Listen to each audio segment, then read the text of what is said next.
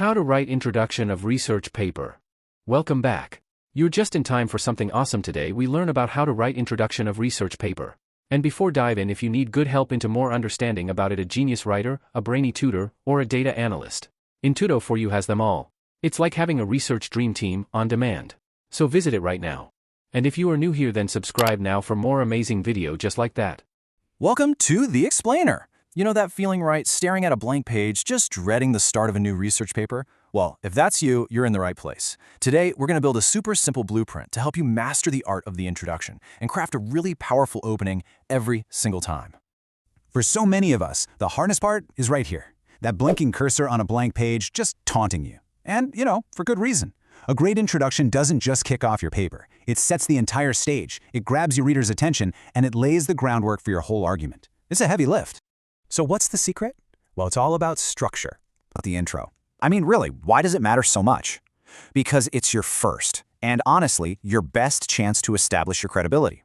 Your intro has a job to do. It has to answer 3 critical questions that every single reader, consciously or not, is asking. Think about it from their perspective.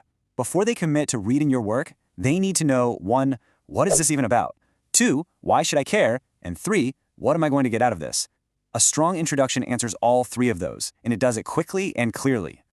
So how do we actually pull this off? Well, here's our game plan for today. We're going to follow this roadmap, which is built around a really powerful framework that academics and professionals use. Let's get into the good stuff.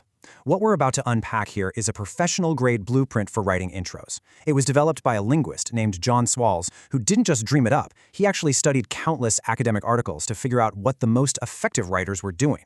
So it's less of a secret formula. If you find any stressed about its understanding, just explore Intudo for you for personalized guidance and support on your journey. Our expert guides are here to help you every step of the way. Just visit and start your path to success. You build this space in 3 distinct moves. And when you break it down, it's actually super intuitive. Let's use a real estate analogy. First, you show your reader the general neighborhood. That's move 1, establishing the territory. Then, you point to a specific empty lot that nobody's built on yet. That's move 2, establishing your niche. And finally, you announce your plan to build your house on that lot. That's move 3, occupying the niche. See? When you think about it that way, it's not so intimidating. All right, let's dig into that first move, claiming your territory. This initial step is all about giving your reader context. You need to show them that your research isn't happening in a vacuum. It's part of a bigger, ongoing, and important conversation. So how do you do that? Well, you start by making it really clear why this topic matters. You might make some broad statements about the field, and then, this is key, you give a really quick summary of what other researchers have already found. And, simple phrases like this can do all the heavy lifting for you. A sentence like this instantly signals to your reader, hey, I'm stepping into an existing conversation here. It situates your work and shows you know what you're talking about. Okay, so you've surveyed the neighborhood, you've shown the reader the key landmarks. Now comes the most critical part. You have to find your spot, your unique niche. This is the moment where your research really starts to stand out from the crowd. To do that, you need to identify what's called a research gap. This is our empty lot from the analogy. It could be a question that nobody's answered yet, a problem that's been totally overlooked, or maybe a new method that no one has tried. Finding this gap is what justifies the very existence of your paper. It's your why. And just like in move 1, you can use specific language to signal this gap to your reader. Phrases like these act like a big flashing arrow that points to the gap and says, pay attention, right here, this is where my brand new contribution begins. But hang on, a quick word of warning here. A really common mistake is to get excited and reveal all your findings right in the introduction. Don't do it. The goal here is just to state the problem and outline what you plan to do. You want to state your purpose, not give away the ending. Save the suspense. That's what the rest of the paper is for.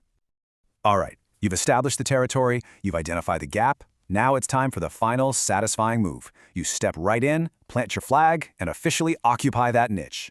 This is where you tell the reader exactly what your paper is going to do and what it's going to argue. And the main tool you use for this is your thesis statement. Now, a thesis isn't just a fact, it's the core, debatable argument of your entire paper. A good thesis should be something that a reasonable person could disagree with. That's what makes it an argument you have to prove. Take a look at this example. A strong thesis like this does more than just state a fact. It makes a really specific, debatable claim about a cause, the myths, and a potential solution, exposing them. See? That's an argument that's worth reading a whole paper about. And then to wrap up your intro nicely, you can provide a quick little roadmap, just a simple sentence or two that explains how your paper is organized. First, this paper will examine, then it will analyze. It just gives your reader a clear sense of the journey they're about to take with you. Thanks for watching.